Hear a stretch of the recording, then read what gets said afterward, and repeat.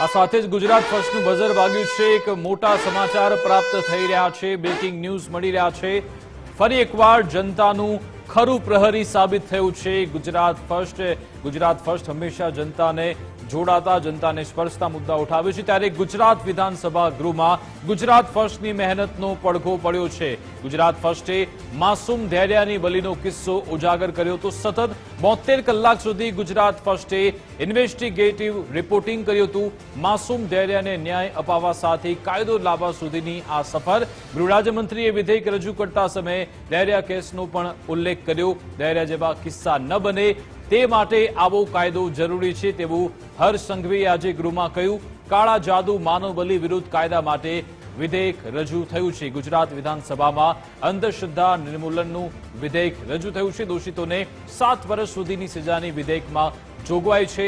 દોષિતોને 5,000 થી 50,000 સુધીના દંડની પણ જોગવાઈ છે। આજ અંગે જાણકારી આપશે સંવાદદાતા નિકુંજ જાની ફોનલાઈન પર જોડાઈ ગયા છે। નિકુંજ, આજે ગૃહમાં અંધશ્રદ્ધા નિર્મૂલન અંગેનું વિધેયક પસાર થયું છે, પરંતુ સાથે સાથે તેમાં ગુજરાત ફર્સ્ટે જે ધૈર્ય અંગેનો અહેવાલ દર્શાવ્યો હતો, લોકોને જાગૃત કરવાનો પ્રયત્ન કર્યો હતો, આખો મામલો પ્રકાશિત કર્યો હતો, તેનો પણ ઉલ્લેખ થયો છે।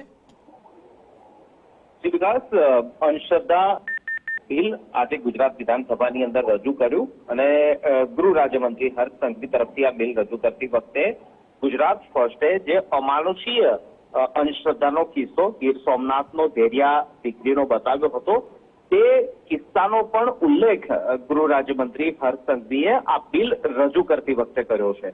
આપે જે પ્રકારે ઉલ્લેખ કર્યો કે સૌથી પહેલા ધૈર્યાનો અંધશ્રદ્ધાનો આ અમાનુષીય કિસ્સો જે છે તે ગુજરાત ફર્સ્ટે સૌથી પહેલા ઉલ્લેખિત કર્યો હતો, સૌથી પહેલા પ્રકાશમાં લાવ્યો હતો અને ત્યારબાદ આ સમગ્ર અંધશ્રદ્ધાનો મામલો જે છે તે તંત્રને અને સરકારને પણ સામે આવ્યો। ગુજરાત ફર્સ્ટની અહેવાલની જ આ અસર છે કે સરકાર કાયદો પણ લાવી રહી છે અને સાથે જ્યારે કાયદો લાવી રહી છે તે કાયદા અંગેનું બિલ વિધાનસભા ગૃહની અંદર જ્યારે સરકાર રજૂ કરી રહી છે ત્યારે ગીર સોમનાથની ધૈર્યાનો અંધશ્રદ્ધાનો કિસ્સો પણ વિધાનસભા ગૃહની અંદર ખુદ ગૃહ રાજ્યમંત્રી હર્ષ સંઘવીએ ઉલ્લેખ કર્યો અને કહ્યું કે આ પ્રકારના કિસ્સાઓ બની રહ્યા હશે અને આ પ્રકારના કિસ્સાઓને અટકાવવા માટે અંધશ્રદ્ધા સામેનું આ બિલ લાવવું ખૂબ જ જરૂરી છે।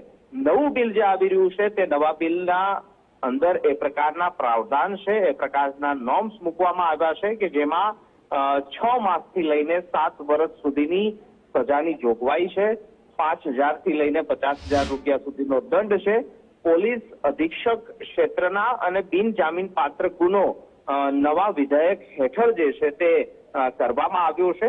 પીઆઈ કક્ષા સુધીના અધિકારી જે છે તે આ સમગ્ર અંધશ્રદ્ધાનો કિસ્સો સામે આવશે તો તેની તપાસ કરશે, તે પ્રકારનો પણ આ નવા બિલની અંદર ઉલ્લેખ કરવામાં આવ્યો છે। તો સરકાર નવું બિલ લાવી રહી છે। વિધાનસભા ગૃહની અંદર થોડા સમય પહેલા જ આ બિલ ચર્ચા માટે મૂકવામાં આવ્યું છે। હવે વિધાનસભાના તમામ સભ્યો આ બિલ પર ચર્ચા કરશે અને ત્યારબાદ બિલ વિધાનસભા ગૃહની અંદર પારિત કરવામાં આવશે। પરંતુ આ બિલ જ્યારે રજૂ થઈ રહ્યું છે ત્યારે ગુજરાત ફર્સ્ટે જે ગીર સોમનાથનો કિસ્સો ઉજાગર કર્યો હતો તે ગીર સોમનાથની દીકરી ધૈર્યાનો કિસ્સો પણ આજે ગૃહની અંદર ઉલ્લેખ કરવામાં આવ્યો અને તેને ટાંકીને કહેવામાં આવ્યું કે આ પ્રકારના ઘટનાઓ અંધશ્રદ્ધાની બની રહી છે, જેના કારણે આ બિલ લાવવું ખૂબ જ જરૂરી છે।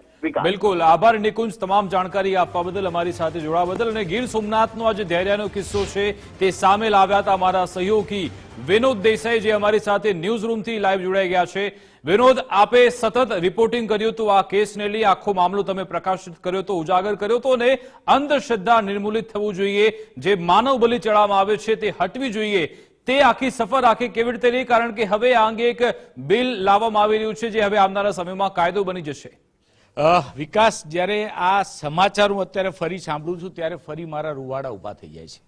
એ એટલી કરુણ ઘટના હતી, એટલી હૃદયદ્રાવક ઘટના હતી કે ગમે તેવો પથ્થર દિલ ઇન્સાન હોય એ પણ પીગળી જાય એ પ્રકારની એ ઘટના હતી। અને જ્યારે ગુજરાત ફર્સ્ટને આ ઘટનાની જાણ થઈ ત્યારે આખી એ ઘટના બહાર લાવ્યા। જે ગુનેગારો હતા તે જેલના સળિયા પાછળ ગયા, પણ આજે એક મીડિયા હાઉસ તરીકે, જવાબદાર મીડિયા હાઉસ તરીકે આપણે ગર્વ લેવા જેવી બાબત એ છે કે સરકારે પણ આ મામલાને ગંભીરતાથી લીધો અને જે અંધશ્રદ્ધા નિર્મૂલન બિલ વિધાનસભામાં મુકાયું એના પર ચર્ચા થશે, પરંતુ ગૃહ રાજ્યમંત્રી હર્ષભાઈ સંઘવીએ એ ઘટનાનો ઉલ્લેખ કર્યો કે આવી ઘટનાઓ બની છે ને તેના કારણે આ બિલ લાવવું જરૂરી છે. ખૂબ જ બહુ જ સારી વાત છે અને જે બિલ લઈને આવ્યા છે તે ખરેખર પ્રશંસનીય છે, કારણ કે ધૈર્યા જેવી અનેક દીકરીઓના જીવ જતા આ બિલથી અટકી જશે.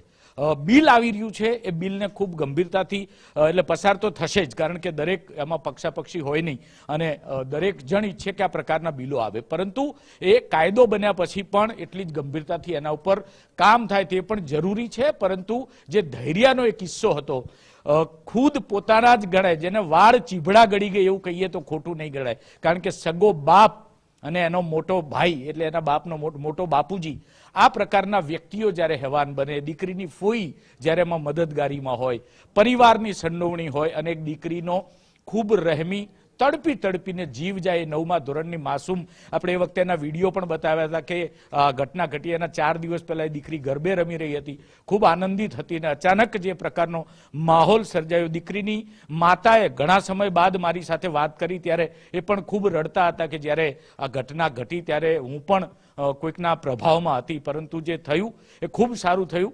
જે દીકરીની માતા ગુજરાત ફર્સ્ટને એ સમયે ગાળો દેતી હતી, એ 6 મહિના બાદ જ્યારે એને ખરી પરિસ્થિતિનું ભાન થયું ત્યારે એ પણ આપણને ધન્યવાદ આપતી હતી.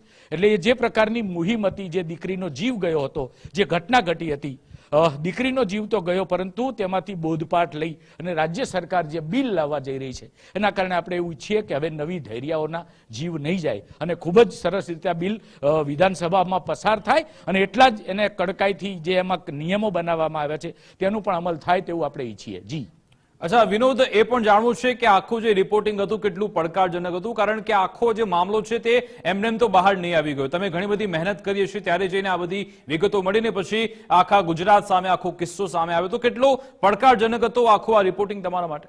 ચોક્કસથી વિકાસ, એ આખી ઘટના હું મારી જિંદગીમાં ક્યારેય નહીં ભૂલી શકું, કારણ કે એક પત્રકારના જીવનમાં આ જીવન યાદ રહી શકે એવા કિસ્સાઓ બહુ ઓછા હોય છે, અને મારા જીવનના જે કિસ્સાઓ છે એમાં ધૈર્યની આ કહાની છે એ એમાંનો એક છે. એટલે આ જીવન હું જ્યાં સુધી મારી યાદ શક્તિ રહેશે ત્યાં સુધી આ ધૈર્યનો કેસ હું નહીં ભૂલી શકું.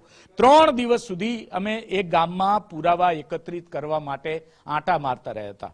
પરિવાર આ જે કર્યું હતું, આ કૃત્ય હતું, તેનાથી વાકેફ આખું ગામ હતું, પણ બોલવા કોઈ તૈયાર નહોતું.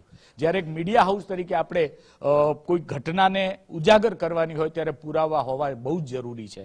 એ સમયે જે લોકલ તંત્ર છે, કલેક્ટરથી લઈને જિલ્લા પોલીસ વડા, બધાની મદદ લેવામાં આવી અને છેલ્લા 3 દિવસ બાદ જ્યારે એક કડી મને એવી હાથમાં આવી કે આ જે દીકરી છે એને જે સ્મશાનમાં લઈ જવામાં આવી હતી, ત્યાં સ્મશાનમાં કોઈને જાણ નહોતી કરાઈ કે નહોતી સ્મશાનની પાવતી લેવાઈ. બીજી જે મહત્વની કડી જે મને 3જા અથવા 4થા દિવસે હાથ લાગી એ હતી કે આ ગામ આખું બહુ જ મોટું ગામ છે, ધાવાગીર. ત્યાં એક સાઉન્ડ સિસ્ટમ લાગેલી છે અને સારા નરસા પ્રસંગોનું ત્યાં એનાઉન્સમેન્ટ કરવામાં આવે છે. આમાં જ્યારે દીકરીનું મૃત્યુ થયું ત્યારે સ્મશાન યાત્રા માટે પણ કોઈ એનાઉન્સમેન્ટ નહોતું થયું કે ના તો એના બેસણા માટેનું કોઈ એનાઉન્સમેન્ટ થયું હતું. આ 2 કડીઓ અને પોલીસ અધિકારીઓ ઉપર જે પ્રકારે પ્રેશર આપણે બનાવ્યું ને એમાં જે ઉચ્ચ અધિકારીઓ છે તેમનો સહયોગ મળ્યો અને જે રીતે પોલીસને લાગ્યું કે હવે અમદાવાદથી આવેલો એક રિપોર્ટર આખી ઘટનાને ઉજાગર કરી જશે તો કદાચ જિલ્લા તંત્રનું નામ બદનામ થશે, અને એ ડરે એમને તપાસ શરૂ કરી અને તપાસ જ્યારે શરૂ થઈ ત્યારે પુરાવાની જરૂર નહોતી, આપોઆપ પુરાવા મળતા ગયા. કારણ કે જે પાપ હતું એની વાડીમાં જ એને ધરબેલું હતું. ક્યાંક કંકુના છાંટણા હતા તો ક્યાંક વિધિ થઈ હતી, જે પથ્થર ઉપર વિધિ કરવામાં આવી હતી પથ્થર ત્યાં હતો. આગળ જ્યારે શેરડીના વાઢમાં તપાસ કરવામાં આવી તો બાળકીના કપડાં પણ મળ્યા અને બીજા સાંયોજિક પુરાવા પણ મળ્યા અને આખી ઘટનાનો પર્દાફાશ થયો. એટલે કહી શકાય કે ખૂબ પડકારજનક હતું, પરંતુ આપણા દિલમાં એક જ વાત હતી કે જવાબદાર મીડિયા તરીકે આ એક દીકરીને જો ન્યાય અપાવી શકીએ, જે પ્રકારનું કૃત્ય થયું હતું, જે પાપ થયું હતું એને ઉજાગર કરીએ અને આ જો નરાધમો છે, પાપીઓ છે, એમને જેલના હવાલે કરીએ, જેલના સળિયા પાછળ ધકેલીએ તો કદાચ આપણું પત્રકારત્વ સાર્થક ગણાશે અને એ મહેનત રંગ લાવી અને એ લોકો આજે જેલના સરિયા પાછળ છે. અને હવે રાજ્ય સરકાર જ્યારે કાયદો લાવવા જઈ રહી છે ત્યારે એનાથી ઘણી બધી ધૈર્યાઓના જીવ બચી જવાના છે. વિકાસ, બિલકુલ કેટલાકના જીવ બચવાના છે અને સાથે સાથે વિનોદ ઘણા એવા પરિવાર છે જે પણ આભાર માનશે કે હવે આ બિલ આવી રહ્યું છે ને તેનાથી તેમનો પરિવાર બચી જશે. આભાર અમારી સાથે વિનોદ, આપનો સમય પાળવા બદલ, અમારી સાથે જોડાવા બદલ.